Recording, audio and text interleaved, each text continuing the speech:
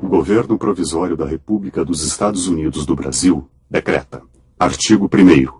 Fica proclamada, provisoriamente e decretada como a forma de governo da nação brasileira a República Federativa. Artigo 2º. As províncias do Brasil, reunidas pelo laço da Federação, ficam constituindo os Estados Unidos do Brasil. A proclamação da República se deveu a duas forças muito diferentes, do ponto de vista social e do ponto de vista ideológico. Uma dessas forças era representada pelos partidos regionais. O principal partido regional era o Partido Republicano Paulista. Essas elites estavam muito mais preocupadas com os seus interesses em cada região. Qual era o sonho, digamos, da elite paulista, para simplificar, ou das grandes elites regionais? Era fazer uma república que fosse pouco centralizada. Quer dizer, em que o poder dos estados se tornasse muito amplo. Já os militares, que foram a outra força que deu origem à república, tinham concepções diferentes dessas elites civis. Era a ideia de uma república centralizada, muitas vezes mais autoritária. Os militares estavam muito mais preocupados com a unidade nacional.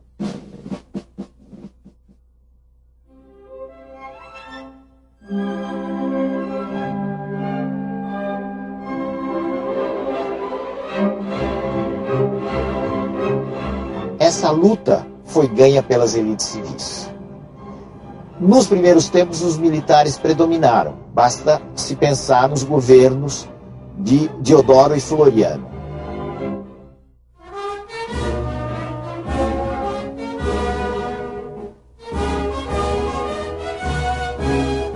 Mas logo depois se formou uma república civil.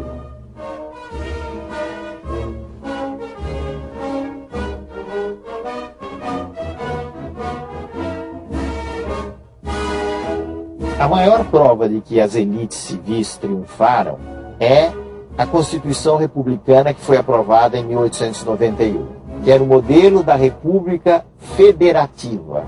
Isto é, o Brasil ficava dividido em vários estados e reunido numa federação desses estados.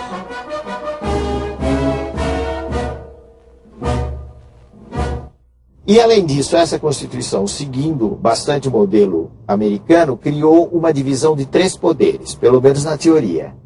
Esses 3 poderes eram o poder executivo, que executa as leis, ou que encaminha leis para o Congresso, o poder legislativo, que faz as leis, a Câmara dos Deputados e o Senado, e o poder judiciário, que julga o conflito entre os cidadãos, ou então interpreta as leis, interpreta a Constituição. O que a Primeira República fez, em continuação com os últimos anos do Império, foi manter o voto só para as pessoas alfabetizadas. Mas, ao mesmo tempo, abriu um instrumento que, vamos dizer assim, convidava à fraude eleitoral. Esse instrumento era a inexistência do voto secreto.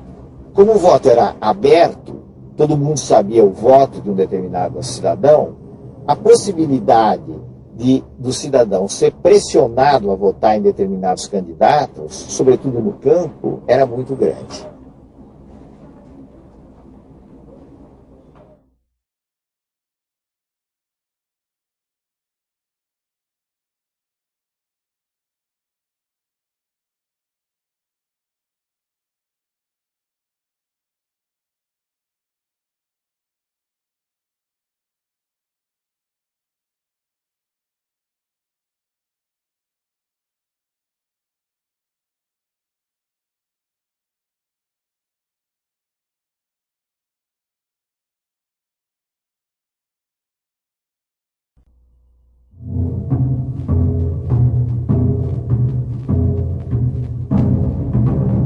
O Brasil do século XIX, fim do século XIX, não era muito diferente do Brasil de hoje em termos geográficos.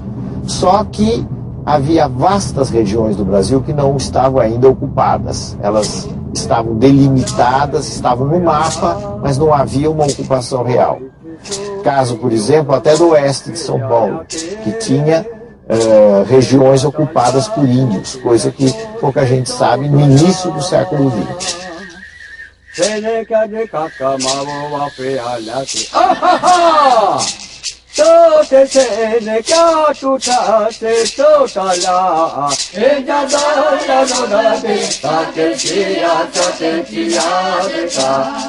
Há uma frase muito comum nessa época da Primeira República, fim do século XIX até 1930, de que o Brasil é um país essencialmente agrícola. Quer dizer, vamos nos fixar em atividades agrícolas e vamos esquecer tudo mais.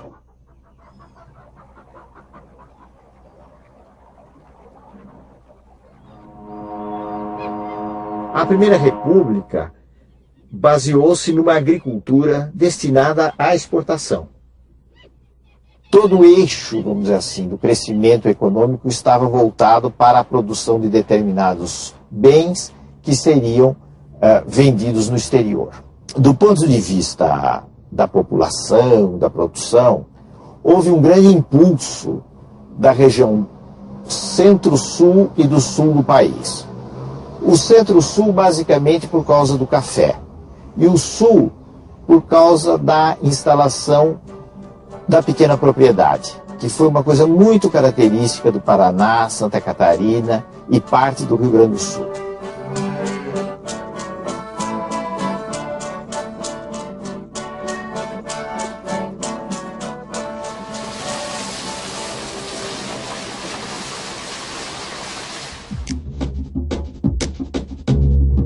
A partir de 1880, por aí, surgiu a produção de borracha.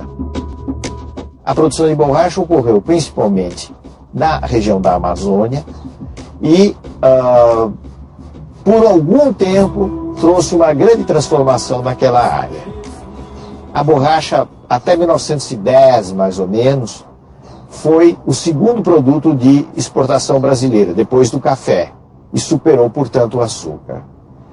A borracha gerou uma riqueza muito grande porque havia uma busca enorme de borracha, primeiro pela entrada da bicicleta, o pneu de bicicleta, pneu de borracha para bicicleta em larga escala, e depois com o surgimento do automóvel.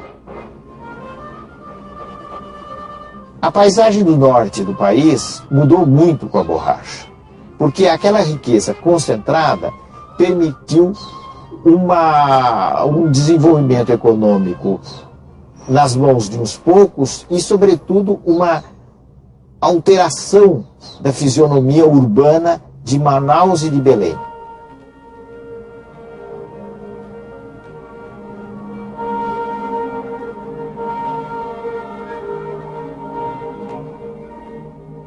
Até que surgiu a grande crise da borracha. A grande crise se deu aí por volta de 1910, quando as plantações inglesas na Ásia, na região da Malásia, começaram a concorrer fortemente com a borracha brasileira.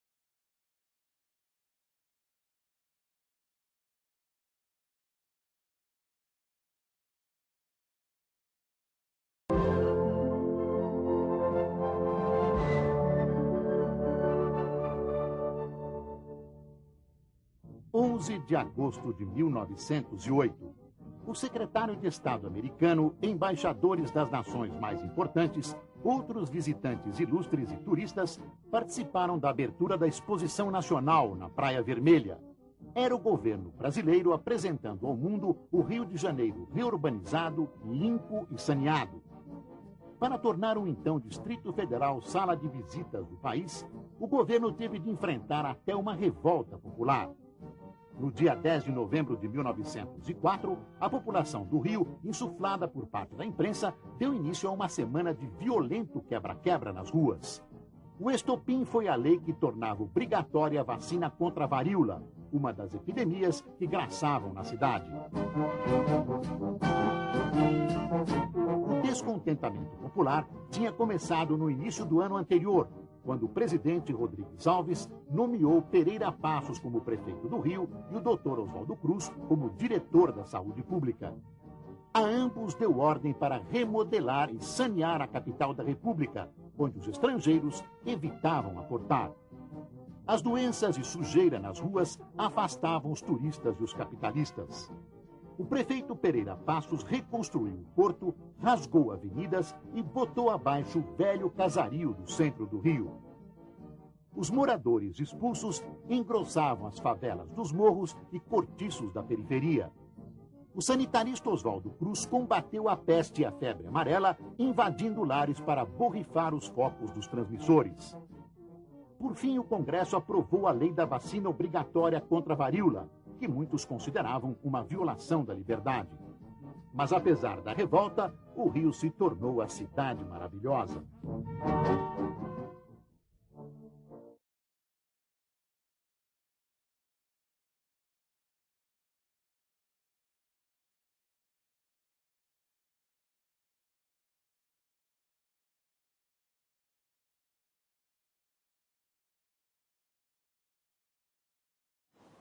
22 de novembro de 1910, eclode a Revolta da Chibata. Há exatos 100 anos, uma rajada de tiros cortou o silêncio das tranquilas águas da Guanabara. O encouraçado Minas Gerais tornava-se palco de uma revolta de marinheiros de baixa patente contra o sistema opressivo e violento da Marinha do Brasil. Os principais objetivos desse levante, que ficou conhecido como Revolta da Chibata, eram acabar com os castigos físicos aos quais os marinheiros eram constantemente submetidos, melhorar as condições de alimentação e colocar em prática a lei de ajuste de horários, já aprovada pelo Congresso.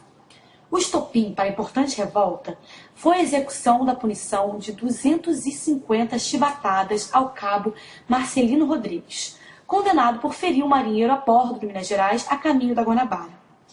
Programada para o dia 15 de novembro, a revolta implodiu no dia 22, passada uma semana de chuva. Nesse dia, um grupo liderado pelo cabo João Cândido tomou o controle do navio, matou o comandante e mais 3 resistentes ao movimento. Como o levante estava sendo planejado pelos sindicalistas desde 1908, rapidamente, o Minas Gerais conseguiu o apoio dos navios Bahia, São Paulo e Deodoro, forçando o presidente a encontrar uma forma de negociar o não bombardeio da capital pelos potentes canhões da Marinha de Guerra, apontados para ela pelos revoltosos. O que mais surpreendeu o governo foi a exímia habilidade dos marinheiros de operar os navios tomados, de modo que não precisassem dos oficiais superiores. No dia 26, Hermes da Fonseca, no poder desde o início daquele mês apenas, anuncia trégua. Promete aos marujos o fim dos castigos físicos e também a anistia desejada. Após entregue às armas, os membros do movimento foram traídos pelo governante, que logo passou a expulsar os marinheiros ex-revoltosos das Forças Armadas. Não tardou para que a traição deflagrasse outro levante, em dezembro daquele ano, na Ilha das Cobras. Como a rebelião não obteve grande apoio da classe, o governo reprimiu com violência a tentativa de protesto, causando massacre. Vários rebeldes foram presos. 2 anos depois, os marinheiros que conseguiram sobreviver a torturas da cadeia foram absorvidos pelo governo, que também declarou o fim das punições físicas em alto mar, assim como aprovou melhorias para a classe trabalhadora. João Cândido, o grande idealizador do processo, conseguiu anistia e viveu até 1969, morrendo anônimo e pobre como carregador de peixe no centro do Rio. Nesse ano, em comemoração ao centenário da revolta, a estátua de mais de 2 metros de altura do Almirante Negro foi recuperada e instalada novamente na Praça 15, de frente Claro, nas águas mansas da Bahia, onde tudo começou.